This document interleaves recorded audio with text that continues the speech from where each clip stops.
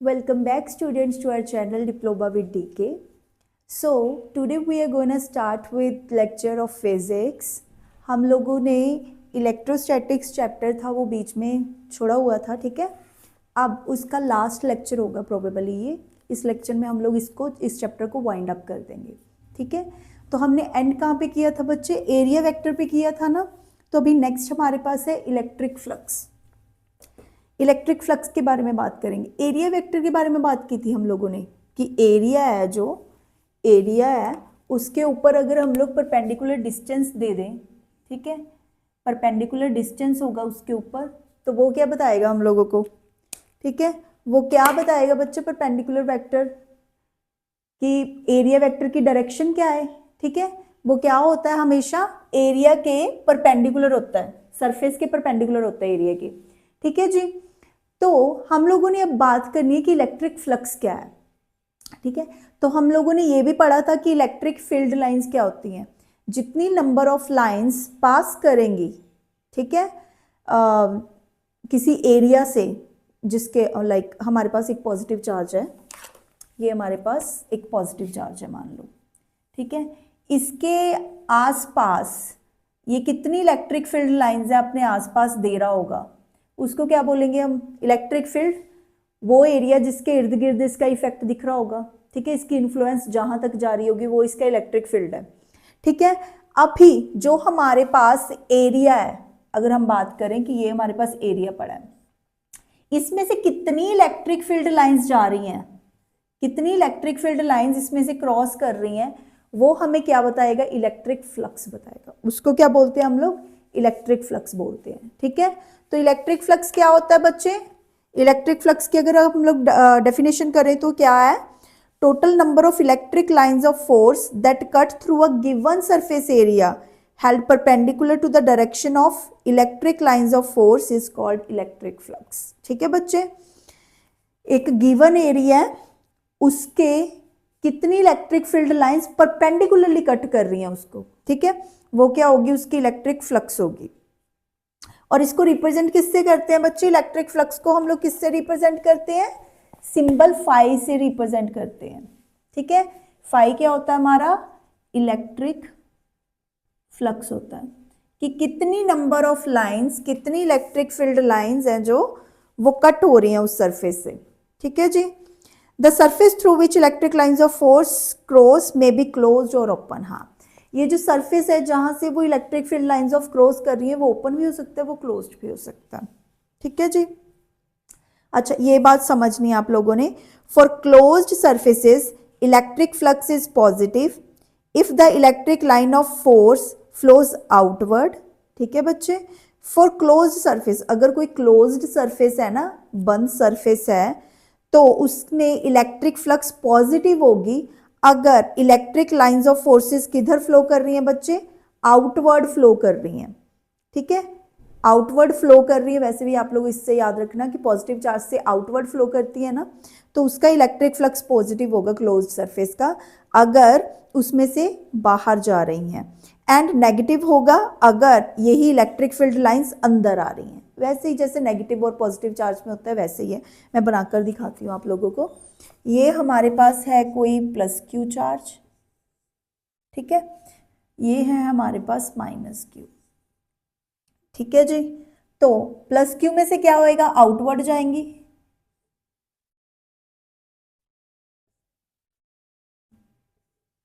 ठीक है, इसमें से आउटवर्ड जाने वाली हैं ये इलेक्ट्रिक फील्ड लाइंस, ठीक है बच्चे। और नेगेटिव चार्ज के इनवर्ड आएंगी, नेगेटिव चार्ज के क्या आएंगी? इनवर्ड आएंगी, ठीक है जी। मैं डायरेक्शन तो लगाई नहीं है ना। इससे क्या आए बच्चे? इससे बाहर जाएंगी,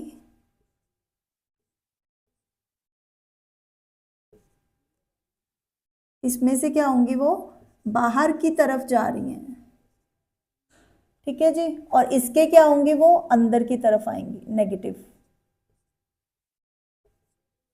इसके अंदर की तरफ आएंगे। इसको हम बोल देते हैं इलेक्ट्रिक फ्लक्स, ठीक है बच्चे।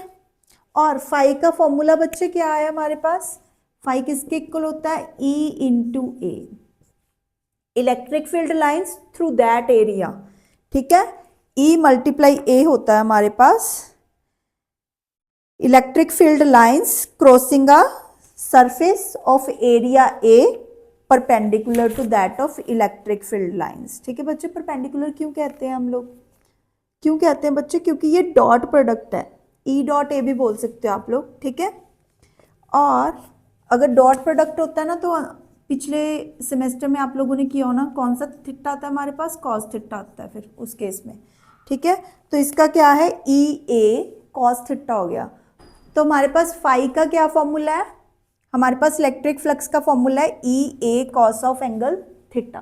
ठीक है बच्चे, ये कब है बच्चे, अगर उनके बीच में एंगल बन रहा है ना, मान लो अगर कॉस थीटा आया है तो दैट्स मीन उनमें एंगल बन रहा है ना, तो हमारे पास ये कोई एरिया वेक्टर है। ठीक है, और इसके हम लोग क्या कर रहे हैं, इलेक्ट्रिक फील्ड और वो एरिया वेक्टर एक दूसरे के साथ थीटा एंगल बना रहे हैं। ठीक है बच्चे, ये एरिया वेक्टर है, ये एरिया वेक्टर है, ये इलेक्ट्रिक फील्ड है, ये एक दूसरे के साथ थीटा एंगल बना रहे हैं, तो उसको ऐसे डिस्क्राइब कर सकते हैं कि phi is equals to E A cos of angle theta. ठीक है बच्चे, ये समझ आ गया आप लोग। अब इसके दो केसेस आते हैं। हाँ, इसको ना अगर स्मॉल है हमारे पास तो डी लिख देते हैं इसके आगे, डी फाई। ठीक है, वो भी मैं आप लोगों को लिख के दिखा देती हूँ। जब एरिया वेक्टर बहुत छोटा है ना बच्चे, एरिया वेक्टर, एरिया बड़ा है मगर उसमें से हम एक छोटा सा पार्ट ले रहे हैं, जैसे अभी मैंने ये डायग्राम बनाई थी, हमारे पास ऐसी एक डायग्राम है। ठीक है, ये हमारा ऐसा सरफेस, उसमें से हम एक छोटा सा एरिया ले रहे हैं। ठीक है, तो उस एरिया को हम लोग क्या बोलेंगे, ds, छोटा एरिया है ना। ठीक है, ये हमारा ds हो गया वेक्टर, और ये हमारा इलेक्ट्रिक फील्ड हो गया। ये एंगल क्या बना रहे हैं, थीटा बना रहे हैं। ठीक है जी, तो इस केस में बच्चे जो हमारी फ्लक्स होगी वो भी क्या होगी, डी फाई होगी, स्मॉल होगी, और वो किसके इक्वल आएगी, ई डॉट डी एस। ठीक है जी, ई डॉट डी एस के इक्वल आएगी वो हमारे पास। और इसको और क्या लिख सकते हैं, डॉट प्रोडक्ट को, E D S cos of angle theta D phi. ये इसका फॉर्मूला है हमारे पास इलेक्ट्रिक फ्लक्स का, E D S cos of angle theta. हाँ, अगर पूरे सरफेस में निकालना हमने इलेक्ट्रिक फ्लक्स, पूरी फाई की वैल्यू निकालनी है ना, तो डेरिवेटिव है उसको हम लोग क्या करते हैं, इंटीग्रेशन ले लेते हैं।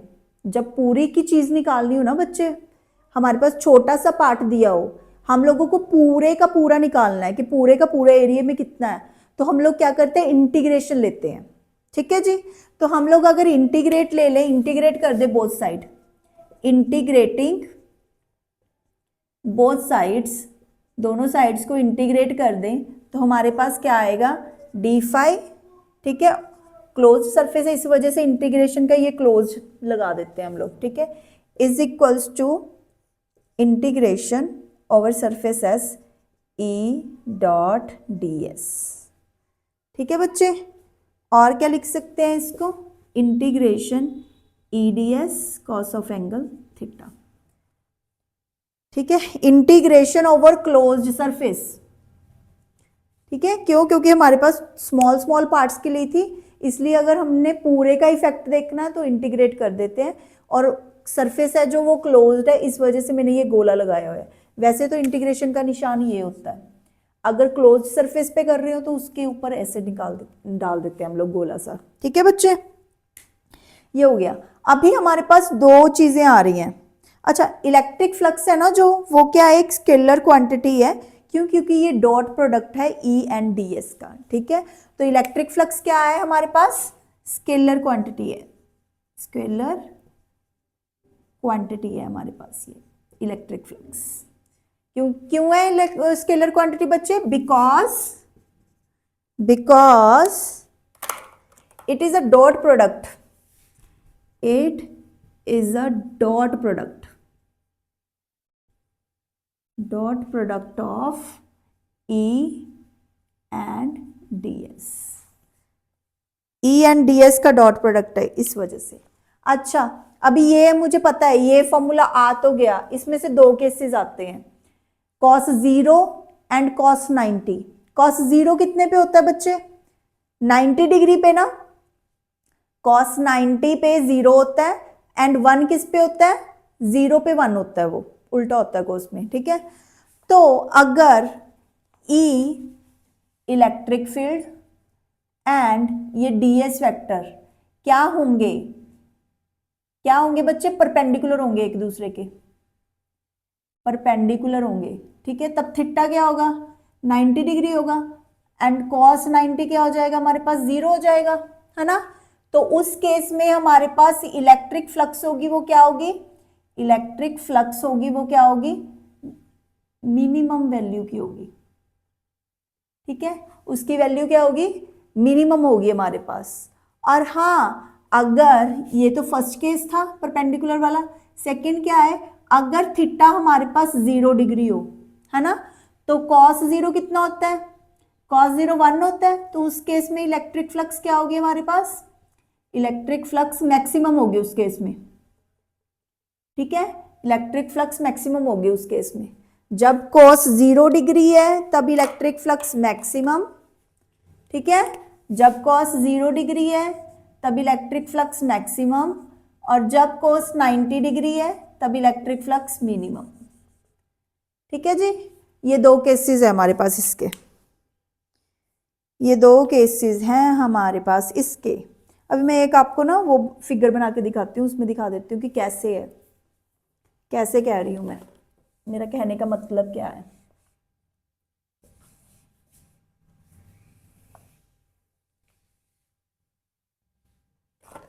मान लो कि ये मेरे पास एक फिगर है,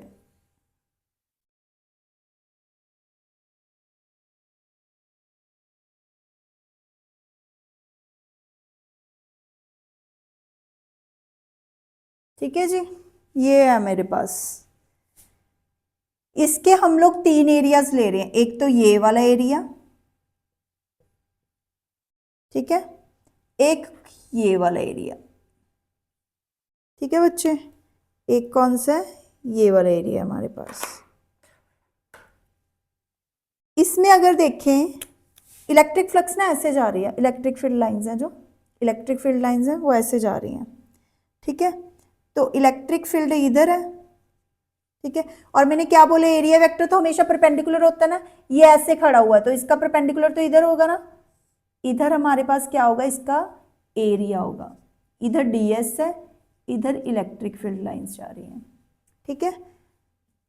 इसका बच्चे ये ऐसा है, सर्कुलर सा है, तो इसका इलेक्ट्रिक फील्ड तो चलो उधर ही जा रही है इलेक्ट्रिक फील्ड लाइंस, एरिया भी इधर ही जा रहा है बच्चे, उसके परपेंडिकुलर निकाल दिया हम लोगों ने, सरफेस के परपेंडिकुलर, ठीक है जी। और इसका क्या होगा बच्चे, इसका भी सेम है, इलेक्ट्रिक फील्ड लाइंस तो इधर जा रही हैं, ठीक है, एरिया इधर को जा रहा है, एरिया किधर जा रहा है, इधर को जा रहा है। अब आप लोग देखो यहाँ पे क्या है हमारे पास, थीटा 90, यहाँ पे भी थीटा कितना है 90 डिग्री, यहाँ पे थीटा कितना है 0 डिग्री, ठीक है। तो इलेक्ट्रिक फ्लक्स क्या होगी, यहाँ पे क्या होगी, जब 0 है तो मिनिमम, इलेक्ट्रिक फ्लक्स यहाँ पे क्या होगी, मिनिमम, मतलब कि 0। यहाँ पे भी इलेक्ट्रिक फ्लक्स क्या होगी, 0 होगी हमारे पास, ठीक है। और यहाँ पे इलेक्ट्रिक फ्लक्स क्या होगी बच्चे हमारे पास, ये थीटा बच्चे, ये फाई है, ये इलेक्ट्रिक फ्लक्स है, वो थीटा दिखा रही हूँ मैं। यहाँ पे इलेक्ट्रिक फ्लक्स क्या आएगी बच्चे, EDS आएगी हमारे पास, ठीक है जी। यहाँ पे हमारी इलेक्ट्रिक फ्लक्स क्या आएगी, EDS आएगी। अच्छा, अगर कोई केस ऐसा आ जाए, कॉस नेगेटिव किस क्वाड्रेंट में होता है, सेकंड क्वाड्रेंट में ना, सेकंड क्वाड्रेंट में कॉस नेगेटिव होता है। अगर एंगल 0 से 90 डिग्री से बड़ा हो और 180 से छोटा हो, ठीक है, उस केस में हमारे पास इलेक्ट्रिक फ्लक्स क्या आएगी, नेगेटिव आएगी, ठीक है। तो एक थर्ड केस है हमारे पास, when theta is greater than 90 degree, 90 degree से बड़ा है जब थीटा, ठीक है। तो उस केस में क्या है, कॉस थीटा क्या होगा हमारे पास, नेगेटिव होगा। फर्स्ट सेमेस्टर की आप लोगों ने ट्रिग्नो में ये सब कुछ किया हुआ है, ठीक है, कि जब 90 से बड़ा और 180 से छोटा है तो हमारे पास कौन सा क्वाड्रेंट आ गया, सेकेंड क्वाड्रेंट आ गया। उसमें साइन और कोसेकेंट पॉजिटिव होता है और कॉस नेगेटिव होता है, ठीक है। तो और थर्ड क्वाड्रेंट भी अगर ले ले 180 से बड़ा 270 से छोटा, तो उसमें भी टेंजेंट और कॉट पॉजिटिव होता है, कॉस नेगेटिव होता है वहां पे भी, ठीक है। तो उस कंडीशन में क्या होगा, हमारे पास कॉस नेगेटिव आएगा और हमारी इलेक्ट्रिक फ्लक्स क्या आएगी बच्चे, नेगेटिव आएगी, ठीक है। डी फाई क्या होएगी, ऑल्सो नेगेटिव, वो भी हमारे पास क्या होएगी, नेगेटिव होएगी, ठीक है। ये है हमारा इलेक्ट्रिक फ्लक्स का, ये हमारा इलेक्ट्रिक फ्लक्स का, यहां तक समझ आया बच्चे। ये वाला इलेक्ट्रिक फ्लक्स था कि कितनी इलेक्ट्रिक फील्ड लाइंस पास कर रही हैं उस एरिया से, जो गिवन एरिया है हमें वहां से कितनी इलेक्ट्रिक फील्ड लाइंस पास कर रही हैं। इसी वजह से इसका फॉर्मूला क्या बना है, ई ए, ई डॉट ए, ठीक है जी। चलो ये तो क्लियर है हमारे पास इलेक्ट्रिक फ्लक्स। अब हमारा टॉपिक है electric potential and potential difference, ठीक है। Electric potential and potential difference का हमारा आर्टिकल है अभी नेक्स्ट वाला है जो,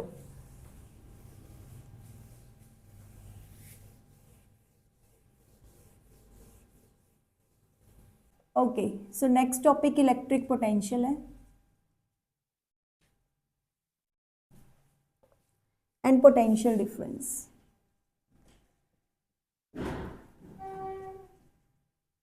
एंड पोटेंशियल डिफरेंस,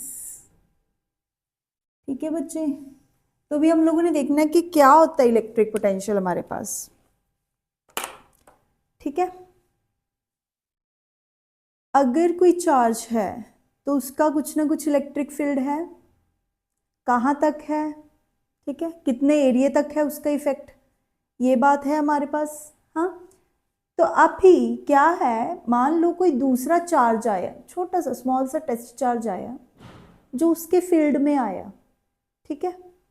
और मान लो वो उसके फील्ड में आया, उसके फील्ड में से आने के बाद वो थोड़ा सा और डिस्टेंस ट्रेवल करेगा, ठीक है, उसने थोड़ा सा और डिस्टेंस ट्रेवल किया, तो उसको डिस्टेंस ट्रेवल करने के लिए कुछ काम करना पड़ रहा है ना बच्चे, कुछ काम करना पड़ रहा होगा उसको, कुछ डिस्टेंस ट्रेवल करके थोड़ा सा आगे आने के लिए। तो वो कितना वर्क डन कर रहा है, कितना वर्क डन कर रहा है, वो पॉइंट चार्ज जो यूनिट चार्ज है वो कितना काम कर रहा है एक पॉइंट से दूसरे पॉइंट तक आने को, उसे हम कह देते हैं कि उसने कुछ वर्क डन किया, ठीक है। और उसके बिना अगर हम लोग, ये तो चलो सेपरेट चीज़ है, अगर हम लोग बात करें जैसे हीट है, वो कैसे फ्लो करती है बच्चे, हीट फ्लो करती है, एक बॉडी हायर टेम्परेचर पे है और एक बॉडी लोअर टेम्परेचर पे है, ठीक है। हायर टेम्परेचर वाली बॉडी से लोअर टेम्परेचर वाली बॉडी की तरफ हीट ट्रांसफर होती है हमारे पास, ठीक है ना। ऐसे डिफ्यूजन होता है, मैंने सेंट लगाया है, उसकी कंसंट्रेशन इधर हायर है तो बाकी की सारी जगह जाएगी जिधर कंसंट्रेशन कम है। ऐसे ही इलेक्ट्रिक पोटेंशियल है। इलेक्ट्रिक पोटेंशियल क्या है, जो बॉडी हायर इलेक्ट्रिसिटी पे है, ठीक है, हायर जिसका इलेक्ट्रिक पोटेंशियल है, जिसके पास हायर चार्ज है, आप बोल सकते हो, ठीक है ना। एक बॉडी है जिसके पास चार्ज हायर है, एक बॉडी है जिसके पास चार्ज कम है, ठीक है। तो हायर वाली कम वाले को क्या करेगी, चार्ज ट्रांसफर करेगी। कब तक करेगी चार्ज ट्रांसफर, जब तक दोनों सेम लेवल पे नहीं आ जाते। ऐसे ही होता है, हीट कब तक ट्रांसफर होती रहती है, जब तक दोनों चीजें सेम लेवल पे नहीं आ जाती। तो जब कोई बॉडी बच्चे एक हायर चार्ज पे है, एक लोअर चार्ज पे है, उसमें से चार्ज आता जाएगा लोअर चार्ज वाली बॉडी पे, तब तक आता जाएगा जब तक दोनों सेम पोटेंशियल पे नहीं आ जाते, ठीक है। तो पोटेंशियल बोलते किसको है हम लोग, इसी को तो इलेक्ट्रिक पोटेंशियल बोलते हैं हम लोग। क्या है डेफिनेशन अगर रीड करें, potential is that electrical condition of body which determines the flow of charge when two charge bodies are connected by electrical conducting wires, ठीक है। इलेक्ट्रिकल कंडीशन है बच्चे ये किसी बॉडी की, जो डिटरमाइन करेगी चार्ज का फ्लो दो बॉडीज में, कब तक, जब तक दोनों सेम में ना आ जाए, ठीक है। और किससे कनेक्टेड है वो, किसी कंडक्टिंग वायर से दोनों की दोनों कनेक्टेड है, ठीक है। Potential means the ability to do work, तो इधर भी वर्क ही हो रहा है ना, हायर चार्ज वाली क्या कर रही है, छोटे चार्ज वाले को चार्ज ट्रांसफर कर रही है, तो वर्क डन ही हो रहा है ना उसमें, तो पोटेंशियल वर्क डन होता है एक तरीके से, ठीक है। पोटेंशियल वर्ड कहीं पे भी आ जाए हमारे pass through out the physics, वो क्या होगा, वो वर्क डन होगा, ठीक है जी। तो ये है। उसके बाद पोटेंशियल की तो आप लोगों को पता चल गया। अभी मैं आप लोगों को एक करके दिखाती हूँ, एक डायग्राम बना के दिखाती हूँ। मान लो कि ये मेरे पास सोर्स चार्ज है, ठीक है, जो चार्ज हायर पोटेंशियल पे है, ठीक है, एक सोर्स चार्ज है और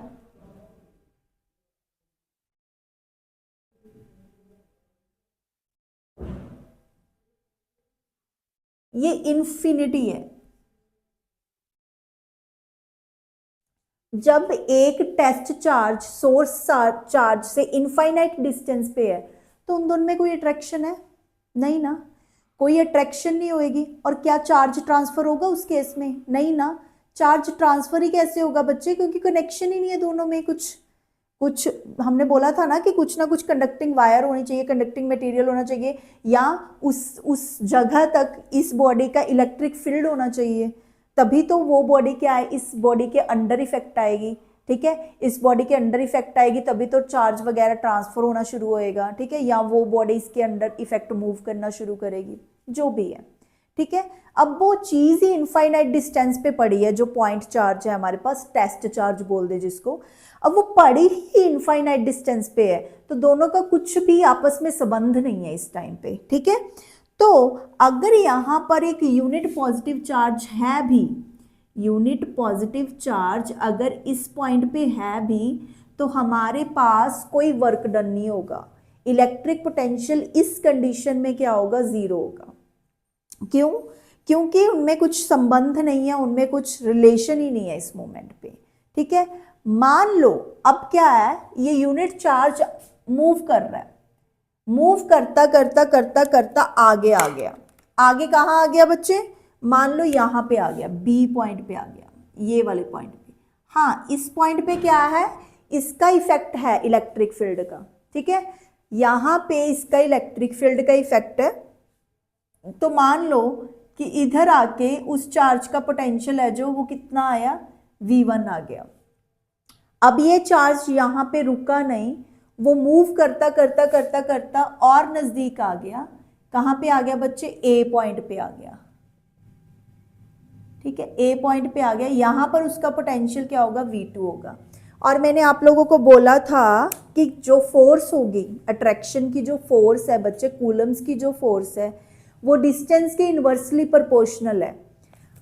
अब इससे इसका डिस्टेंस बहुत कम है ना, तो यहाँ पे इसका इलेक्ट्रिक फील्ड यहाँ पे ज़्यादा स्ट्रांग होगा बजाय यहाँ पे इस चार्ज का इलेक्ट्रिक फील्ड कम होगा। क्यों कम होगा बच्चे, क्यों, क्योंकि ये जो चार्ज है इससे इसका डिस्टेंस बहुत ज़्यादा है, तो यहाँ पे पोटेंशियल है जो ये वाला कम होगा, क्योंकि डिस्टेंस बढ़ गया ना, तो डिस्टेंस बढ़ गया तो मैंने बोला था कि इसकी इलेक्ट्रिक फोर्स है जो वो कम हो जाती है, ठीक है, कम हो जाती है डिस्टेंस के साथ, मगर इसकी इलेक्ट्रिक फोर्स ज्यादा होगी, क्यों, क्योंकि ये कम डिस्टेंस पे पड़ा है, ठीक है बच्चे। तो हम लोग ये भी बोल सकते हैं कि जो पोटेंशियल है ये वाला हायर पोटेंशियल पे होगा इस पोटेंशियल के कंपैरेटिवली, ठीक है। तो हम लोग बोल सकते हैं कि जो V2 है ना, उसका पोटेंशियल ज्यादा होगा V1 से, ठीक है, उसका पोटेंशियल ज्यादा होगा V1 से, और ये चीज हो गई, ठीक है। थस अगर हम लोग डेफिनेशन रीड करें तो electric potential at a point is work done in bringing a unit positive charge from infinity to that point होता है, ठीक है। तो इलेक्ट्रिक पोटेंशियल क्या कह सकते हैं, अगर हम डेफिनेशन के अकॉर्डिंग कहें तो कितना वर्क डन हुआ, कितना वर्क डन हुआ कि कोई चार्ज इन्फिनिटी पे था उसको किसी पॉइंट पे लेकर आए हैं जहां पर इसका इलेक्ट्रिक फील्ड एक्सपीरियंस हो रहा है। Work done in bringing a unit positive charge from infinity to that point, the point where you want to bring that charge, ठीक है। तो इलेक्ट्रिक पोटेंशियल क्या है हमारे पास, एक स्केलर क्वांटिटी है, ठीक है जी, ये है बस, ये इलेक्ट्रिक पोटेंशियल है। समझ आ गया, इलेक्ट्रिक पोटेंशियल समझ आ गया होगा ना आप लोगों को। तो ये होता है हमारे पास इलेक्ट्रिक पोटेंशियल। अब मैं इलेक्ट्रिक पोटेंशियल की आप लोगों को वो करके दिखाती हूँ कि इसका फॉर्मूला क्या है, ठीक है। तो इलेक्ट्रिक पोटेंशियल की अगर अब हम लोग डेफिनेशन के अकॉर्डिंग करें तो वर्क डन ही है ना, एक तरीके से वर्क डन है। वर्क डन क्या होता है बच्चे, वर्क डन क्या होता है हमारे पास, फोर्स अप्लाई की, थोड़ा सा डिस्टेंस ट्रेवल हुआ, यही है ना वर्क डन हमारे पास, ठीक है। तो फोर्स यहाँ पे क्या है बच्चे, कूलम फोर्स है, जो इलेक्ट्रिक कूलम फोर्स है, वो फोर्स इनटू डिस्टेंस ट्रेवल, वो हमारे पास क्या होगा, इलेक्ट्रिक पोटेंशियल का फॉर्मूला लेके आएगा। मैं करके दिखाती हूँ आप लोगों को। ये वाला कंसेप्ट तो समझ आ गया होगा ना आप लोगों को।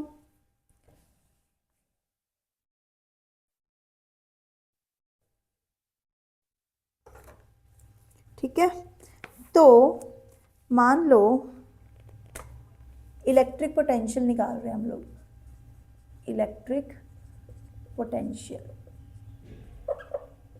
एट ए निकाल रहे हैं, जो मैंने यहाँ पे ए पॉइंट रखा था ना, वो किसके इक्वल होगा बच्चे, किसके इक्वल होगा, work done, work done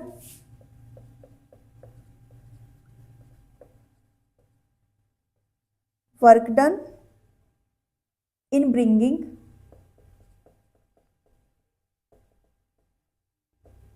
one coulomb of positive charge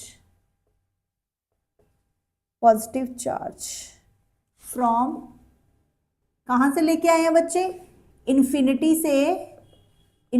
से टू पॉइंट ए, उस ए पॉइंट तक लेके आए हैं जो मैंने पहले डायग्राम बनाई थी, ठीक है जी। तो जो हमारे पास ये हो गया, ठीक है, ये जो है हमारे पास वर्क डन, वो किसके इक्वल होता है बच्चे, इलेक्ट्रिक फोर्स, ठीक है। इलेक्ट्रिक फोर्स किस पे है बच्चे, ऑन 1 कूलम चार्ज, वो चार्ज बच्चे 1 यूनिट पॉजिटिव चार्ज लिया था ना मैंने, 1 यूनिट पॉजिटिव चार्ज का मतलब क्या है कि उसका चार्ज 1 है, ठीक है, 1 कूलम चार्ज है उस पे। Electric force on 1 coulomb charge multiply distance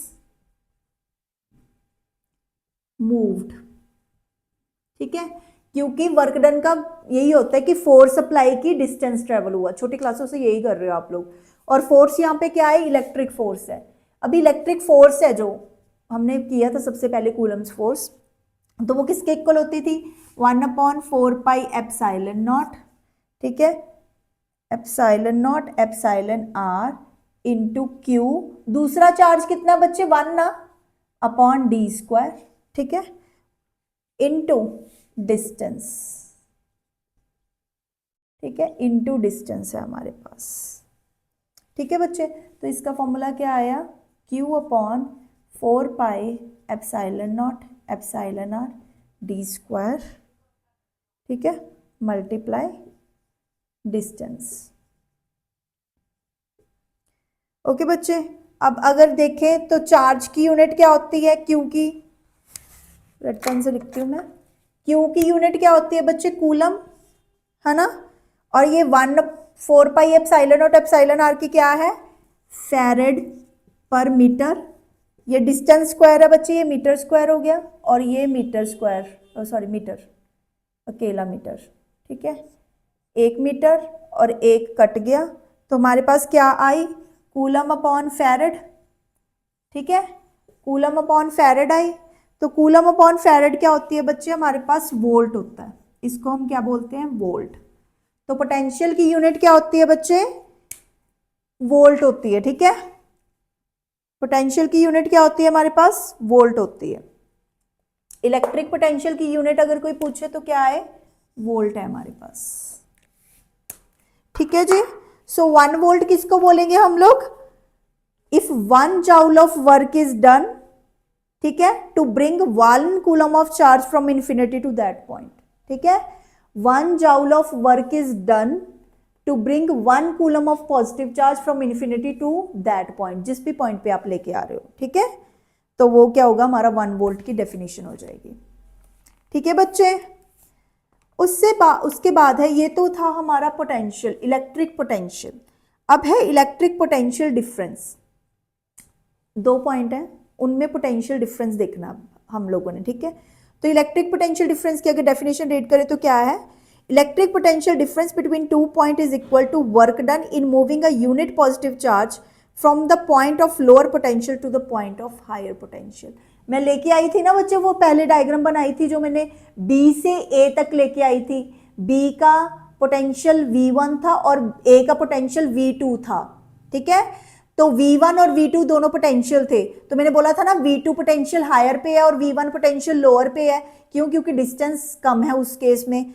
तो अगर हम लोग किसी पॉइंट से किसी पॉइंट तक लेके आ रहे हैं, ठीक है, यहां पे तो क्या है, इलेक्ट्रिक पोटेंशियल में तो इन्फिनिटी से लेके आ रहे हैं, और बट यहां पे पोटेंशियल डिफरेंस में क्या है कि एक हायर पोटेंशियल पे है, एक लोअर पोटेंशियल पे है। लोअर पोटेंशियल से हायर पोटेंशियल पे हम चार्ज को लेके आ रहे हैं, तो जितना वर्क डन होगा उसको बोलेंगे इलेक्ट्रिक पोटेंशियल डिफरेंस, ठीक है। तो इसकी डेफिनेशन भी बिल्कुल सेम है, बस इन्फिनिटी टू दैट पॉइंट नहीं लेके आना। इसमें क्या करना है, work done in bringing positive charge from unit positive charge from a body at from a point at lower potential to the point at higher potential, ठीक है। लोअर पोटेंशियल से हायर पोटेंशियल के पॉइंट पे लेकर आना है हम लोगों ने चार्ज को, ठीक है बच्चे। तो वो क्या होता है, हमारा पोटेंशियल डिफरेंस होता है। तो मैंने करवाया था, V1 था और V2 था ना, यहाँ पे जो डायग्राम की थी, आप लोग रिकैप करके देख लेना बच्चे। तो क्या थी हमारे पास, उसका V2 माइनस V1 हो जाएगा हमारे पास, ठीक है। ये हमारा क्या आ जाएगा, electric potential difference, electric potential difference, ठीक है। ये हमारा इलेक्ट्रिक पोटेंशियल डिफरेंस हो जाएगा, ठीक है जी। तो यूनिट क्या है बच्चे इलेक्ट्रिक पोटेंशियल डिफरेंस की, वोल्ट है, इसकी भी यूनिट वोल्ट ही होएगी। तो electric potential difference between 2 points is 1 volt if 1 joule of work is done in moving 1 coulomb charge from 1 point two another, ठीक है। 1 जूल ऑफ वर्क हम डन कर रहे हैं, किसके लिए बच्चे, 1 कूलम चार्ज को एक पॉइंट से दूसरे पॉइंट तक लेके आना है, बस ये हमारा क्या हो जाता है, इलेक्ट्रिक पोटेंशियल डिफरेंस हो जाता है, ठीक है। डायग्राम मैंने आप लोगों को बनाकर दिखा दी थी पहले ही, वही वाली है कि B से A तक लेके आ रहे हैं हम लोग, जो लोअर पोटेंशियल से हायर पोटेंशियल की तरफ, ठीक है बच्चे, हो गया। ये इलेक्ट्रिक पोटेंशियल डिफरेंस है हमारे पास। उसके बाद नेक्स्ट टॉपिक है हमारे पास पोटेंशियल ग्रेडियंट, छोटा सा टॉपिक है पोटेंशियल ग्रेडियंट। तो पोटेंशियल ग्रेडियंट क्या है बच्चे, the rate of change of potential with distance is called potential gradient. जब पोटेंशियल चेंज हो, रेट वर्ड जहां भी आ जाए दैट्स मीन डिवाइड करना है आप लोगों को, ठीक है। तो change in potential divided by distance, change in potential divided by distance क्या होगा, हमारा पोटेंशियल ग्रेडियंट होगा, ठीक है। मैं करके दिखा देती हूँ इसको। पोटेंशियल ग्रेडियंट क्या है बच्चे, change in potential divided by distance. अब हम लोग यहीं पे अगर बात करें, V2 माइनस V1 था ना हमारे पास, V2 माइनस V1 था, change in potential, change in potential, हमारे पास पोटेंशियल का चेंज कितना था, अगर लास्ट डायग्राम से ही करें, V2 माइनस V1, ठीक है जी। अब उसको डिस्टेंस से अगर डिवाइड कर दें, डिस्टेंस से हम क्या कर दें, इस चीज को डिवाइड कर दें, ठीक है, डिवाइडेड बाय डिस्टेंस। डिस्टेंस मतलब जो B पॉइंट था और A पॉइंट था, ठीक है, इन दोनों का डिस्टेंस कितना ट्रेवल हुआ, ठीक है। जितना डिस्टेंस ट्रेवल हुआ उसके साथ क्या करना है हम लोगों को, इसको डिवाइड कर देना, ठीक है। इसका V2 पोटेंशियल है, इसका V1 है, ये पॉजिटिव चार्ज है हमारे पास, तो उसको हम लोग पोटेंशियल ग्रेडियंट बोल देते हैं। तो इसकी यूनिट क्या होगी बच्चे, वोल्ट पर मीटर। पोटेंशियल ग्रेडियंट ये है पोटेंशियल ग्रेडियंट, और इसकी यूनिट क्या है बच्चे, वोल्ट पर मीटर, ठीक है। इसकी यूनिट क्या होगी, वोल्ट पर मीटर होगी हमारे पास, दैट्स इट। पोटेंशियल ग्रेडियंट इतना ही है हमारे पास। The rate of change of potential, ठीक है, with distance is called potential gradient. आगे आगे का जो हमारा टॉपिक है वो क्या है, factors affecting potential due two point charge. अच्छा, कौन कौन से फैक्टर्स हैं जो पोटेंशियल को अफेक्ट कर रहे हैं पॉइंट चार्ज के वजह से, ठीक है। कौन कौन से फैक्टर्स होंगे बच्चे, सिर्फ उसका फॉर्मूला लिखो पहले तो आप लोग। पोटेंशियल का फॉर्मूला क्या होता है हमारे पास, Q upon 4 pi epsilon not epsilon R divided by R, ठीक है। यही है हमारे पास, यही है ना बच्चे पोटेंशियल का फॉर्मूला। पोटेंशियल का फॉर्मूला ऐसे क्यों आया बच्चे, फोर्स मल्टीप्लाई डिस्टेंस था ना, तो एक डिस्टेंस कैंसिल हो गया उससे, और चार्ज एक यूनिट चार्ज था तो एक चार्ज रह गया हमारे पास, ठीक है। इस वजह से इसका फॉर्मूला ये आया हमारे पास। तो मैंने आप लोगों को बोला था ना कि पीछे जो हमारे पास फॉर्मूला था इलेक्ट्रिक फील्ड का, ठीक है, इलेक्ट्रिक फील्ड का फॉर्मूला था, उसमें क्या था हमारे पास, एक चार्ज रह जाता था, नीचे R स्क्वायर था। मगर अभी पोटेंशियल में क्या है, एक चार्ज भी खत्म हो गया, नीचे से एक R भी कम हो गया, ठीक है। पहले फोर्स का फॉर्मूला था, लिख देती हूँ तीनों के तीनों फॉर्मूले में। फोर्स का फॉर्मूला था वो क्या था, Q, दूसरा Q upon 4 pi epsilon not epsilon R d square था, ठीक है। फिर जब इलेक्ट्रिक फील्ड का फॉर्मूला आया वो क्या आया, एक Q रह गया, 4 pi epsilon not epsilon R d square हो गया, ठीक है। मगर अब जब वोल्ट आया, वोल्टेज, ठीक है, Q upon 4 pi epsilon not epsilon R, अभी एक R ही रह गया, या D बोल दो आप, ये लो आप D बोल दो इसको, ठीक है। यहाँ पे सिर्फ एक R रह गया।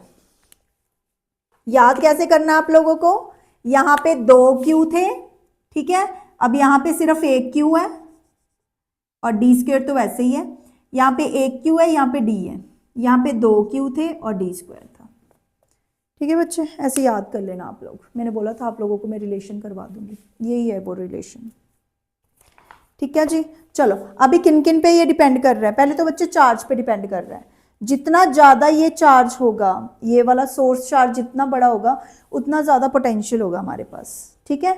डायरेक्टली प्रोपोर्शनल है किस पे बच्चे, सोर्स चार्ज पे, जितना ज़्यादा चार्ज उतना ज़्यादा क्या होगा, पोटेंशियल होगा हमारे पास, डन। उसके बाद साइज पे डिपेंड कर रहा है।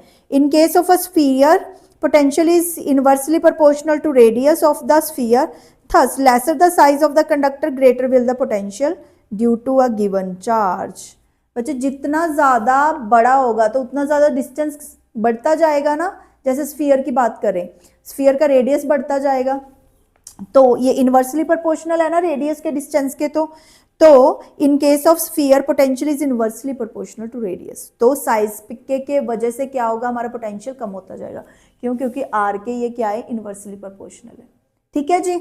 उसके बाद परमिटिविटी पे एप्साइलन आर, ठीक है, एप्साइलन नॉट, इस पे डिपेंड कर रहा है। तो परमिटिविटी क्या है बच्चे, रिलेटिव परमिटिविटी है।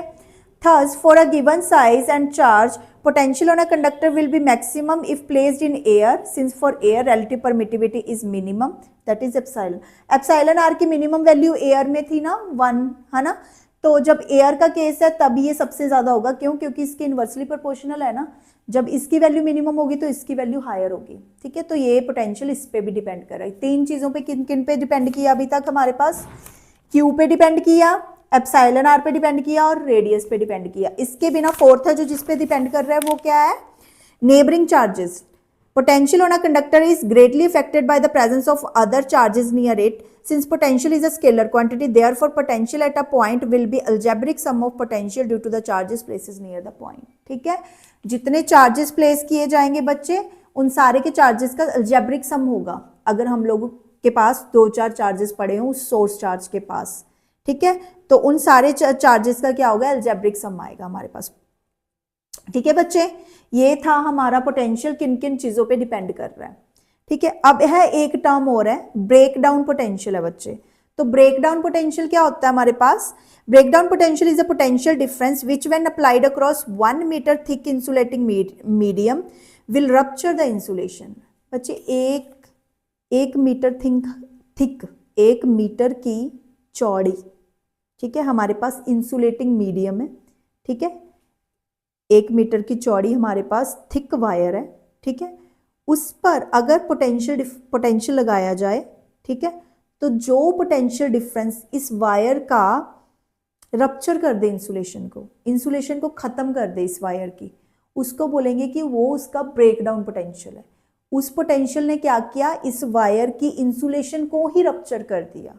ठीक है, जो पोटेंशियल 1 मीटर थिक वायर की इंसुलेशन को ही खत्म कर रहा है उसको बोल रहे हैं उसका ब्रेक डाउन पोटेंशियल। ठीक है, ब्रेक डाउन पोटेंशियल कैसे होता है बच्चे, जैसे बादल के दिन होते हैं, ठीक है, बारिश का समय होता है, बादल हुए पड़े होते हैं। ठीक है, तो क्या होता है हमारे पास, तब उस टाइम पे तो एयर है, जो बीच में एयर है वो इंसुलेशन का काम करती है। ठीक है, एयर है जो हमारे अर्थ के इर्द गिर्द जो एयर है वो इंसुलेशन का काम करती है, वो चार्जेस को इधर आने नहीं देती। मगर जब एक लाइट आती है, थंडरस्टॉर्म आता है, ठीक है ना, थंडरस्टॉर्म आता है तो वो लाइट क्या करती है, लाइटनिंग क्या करती है, उसको क्या करती है, क्रॉस करके एयर के बीच में आ जाती है ना, तो वो इतने पोटेंशियल पे होती है, तो वो क्या करती है, उस एयर का पोटेंशियल है जो इंसुलेशन है जो, वो उसको खत्म कर देती है। उस चीज को भी हम लोग ब्रेक डाउन पोटेंशियल कह सकते हैं कि उसने क्या किया, उसका पोटेंशियल ब्रेक कर दिया। ठीक है, तो उसको हम लोग बोल देंगे कि वो ब्रेक डाउन पोटेंशियल है। ठीक है जी, ये उसकी एग्जाम्पल है। तो ब्रेक डाउन पोटेंशियल किसके इक्वल होता है, पोटेंशियल ग्रेडियंट के इक्वल होता है, इसके इक्वल होता है पोटेंशियल ग्रेडियंट के, और इलेक्ट्रिक इंटेंसिटी के भी इक्वल होता है। ठीक है, इलेक्ट्रिक इंटेंसिटी किसके इक्वल होती है, पोटेंशियल ग्रेडियंट, किसके इक्वल होती है, ब्रेक डाउन पोटेंशियल के। ठीक है, तो क्लाउड्स एंड अर्थ के बीच का जो मैंने एग्जांपल दिया वो काफ़ी वो है, उससे आप लोग इसको याद रखना कि ब्रेक डाउन पोटेंशियल क्या होता है।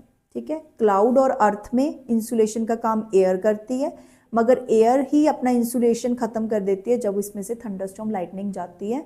ठीक है, जब पोटेंशियल हायर पोटेंशियल उसको अप्लाई किया जाता है। ठीक है, उसको बोल देते हैं हम लोग ब्रेक डाउन पोटेंशियल। ठीक है जी, अब यहाँ पे हमारा ये वाला टॉपिक हुआ खत्म, potential, potential difference, potential gradient, break down potential, ये हमारे सारे हुए हैं यहाँ पे खत्म। अभी हमारा लास्ट टॉपिक बचा है वो है कैपेसिटेंस। ठीक है, कैपेसिटर, कैपेसिटर बहुत इंपॉर्टेंट टॉपिक है बच्चे एग्जामिनेशन पॉइंट ऑफ व्यू के साथ। ठीक है, ये लोग अभी हम लोग आगे प्रोसीड करेंगे ये वाला आर्टिकल। ठीक है, प्रोसीड करना अभी हमें। कैपेसिटर करने से पहले बच्चे हम लोग क्या करते हैं, इसके न्यूमेरिकल्स कर लेते हैं। जो भी हमने किया है, ये इलेक्ट्रिक फील्ड इंटेंसिटी किया है, हाँ, इलेक्ट्रिक पोटेंशियल किया है, इसके न्यूमेरिकल्स रहते हैं। अभी कैपेसिटर हम लोग करते हैं, होल्ड लगाते हैं अभी। ठीक है, लगता है मुझे कि एक और लेक्चर बनाना पड़ेगा इसका, क्योंकि कैपेसिटर बहुत बड़ा है, फिर उसके भी, हाँ, उसके भी न्यूमेरिकल्स होंगे। चलो पहले हम लोग इसके न्यूमेरिकल्स करते हैं, इलेक्ट्रिक पोटेंशियल के, इलेक्ट्रिक फील्ड इंटेंसिटी के और इलेक्ट्रिक फ्लक्स के। ठीक है, इनके न्यूमेरिकल करेंगे, इनके बेस्ड पे न्यूमेरिकल्स करते हैं हम लोग।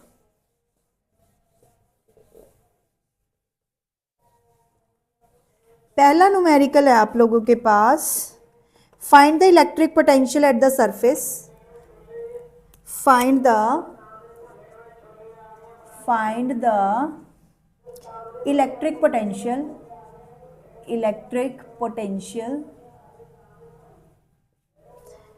at the surface of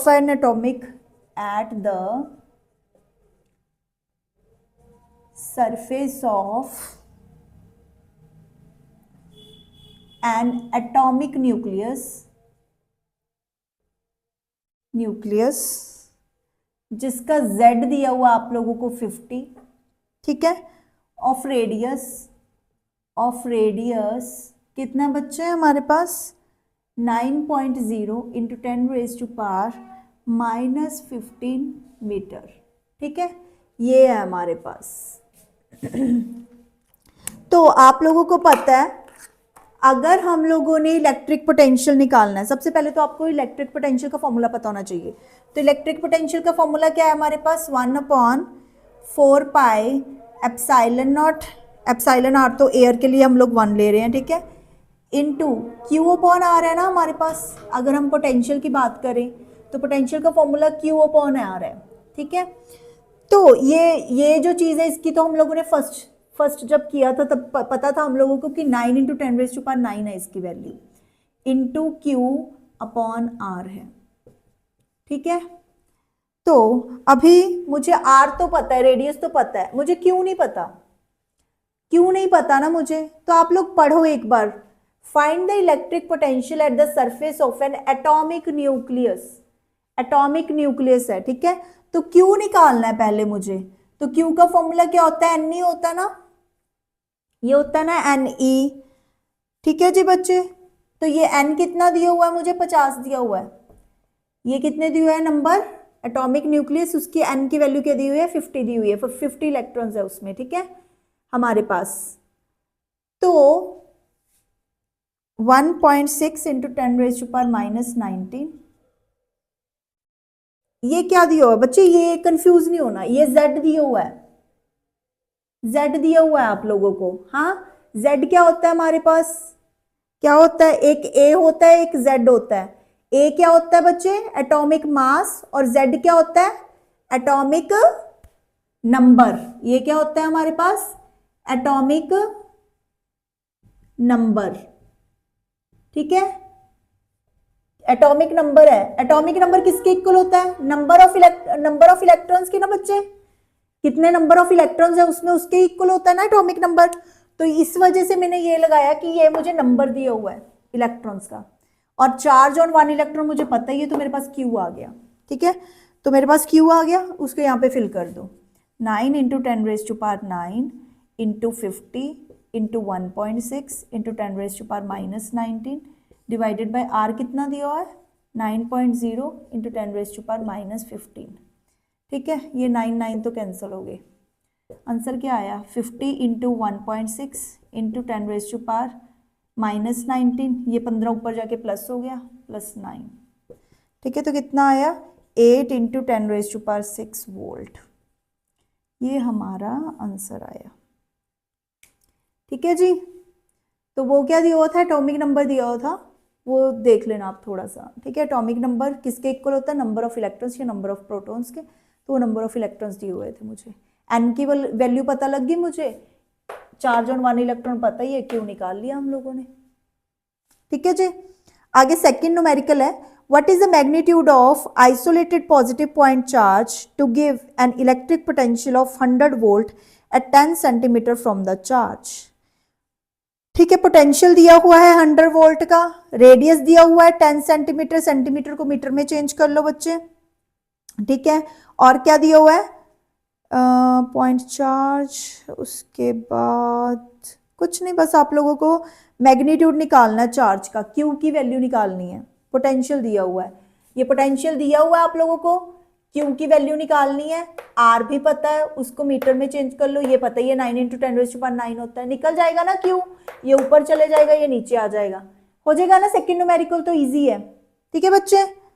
अभी थर्ड वाला देखो, a charged particle moved from a point of 100 volt to a point of 200 volt potential and its kinetic energy decreases by 10 joule। ठीक है जी, find the charge on the particle, particle पे charge देखना आप लोगों को, एक चार्ज पार्टिकल है, मैं न्यूमेरिकल लिख देती हूँ ये वाला, इसकी वर्डिंग लिखती हूँ बच्चे, फिर सॉल्व करेंगे हम लोग इसको।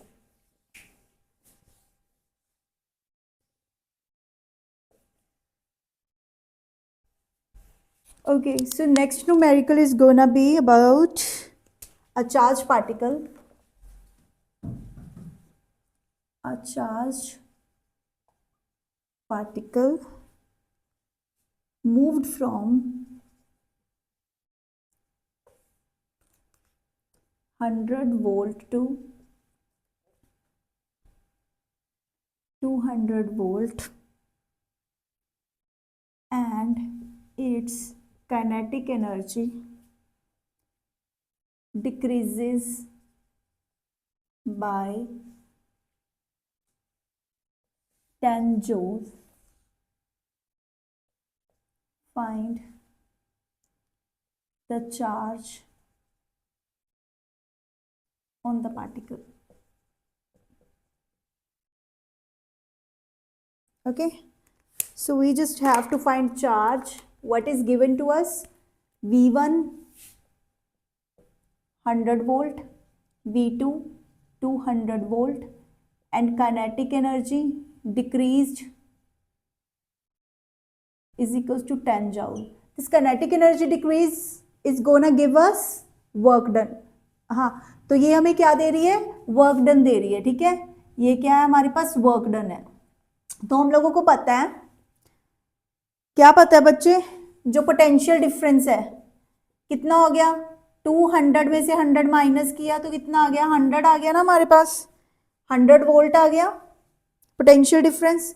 और वर्क डन कितना है, 10 जूल है हमारे पास।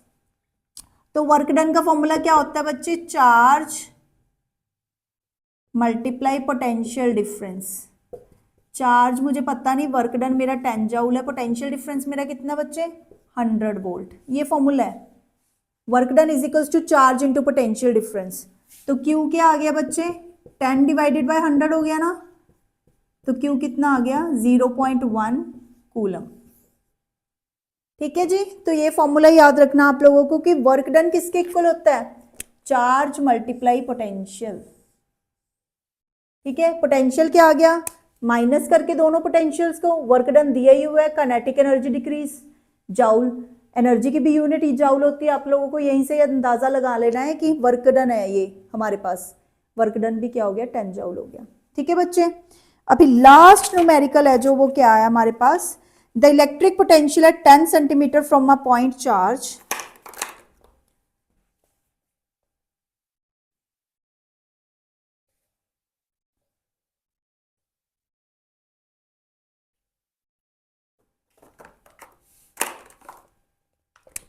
the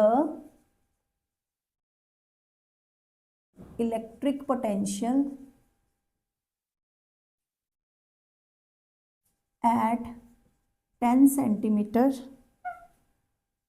from a point charge is plus 50 volt. ठीक है, find the magnitude and sign of charge, find the magnitude and sign of charge. Charge का मैग्नीट्यूड और साइन निकालना है। तो इलेक्ट्रिक पोटेंशियल एट, ये क्या दिया हुआ हमें, डिस्टेंस 10 सेंटीमीटर, क्या आ जाएगा 10 डिवाइडेड बाय 100, कितना आ गया 0.1 मीटर। और पोटेंशियल डिफरेंस दिया है मुझे, ठीक है, V दिया हुआ है हमें, कितना दिया है V, 50 वोल्ट, पोटेंशियल दिया है 50 वोल्ट। तो हमें चार्ज निकालना है, तो पोटेंशियल का फॉर्मूला क्या होता है, Q upon 4 pi epsilon naught into R. ठीक है, V is equal to 4 pi epsilon naught 9 into 10 raise to power 9 into Q upon R, कितना हो गया 0.1। ये V की वैल्यू कितनी दी हुई है हम लोगों को, V given to us is 50। ये चीज उधर जाएगी, ये डिवाइड हो जाएगी, 50 multiply 0.1 divided by 9 into 10 raise to power 9, हमारे पास क्या आ जाएगा, Q आ जाएगा। तो हमारा Q कितना आ गया, 0.55 into 10 raise to power -9 coulomb. ठीक है बच्चे, ये हमारा चार्ज आ गया। ठीक है बच्चे, तो कितना आया, ये साइन भी क्या आया इस चार्ज का, पॉजिटिव ही आया है ना, पॉजिटिव में आया।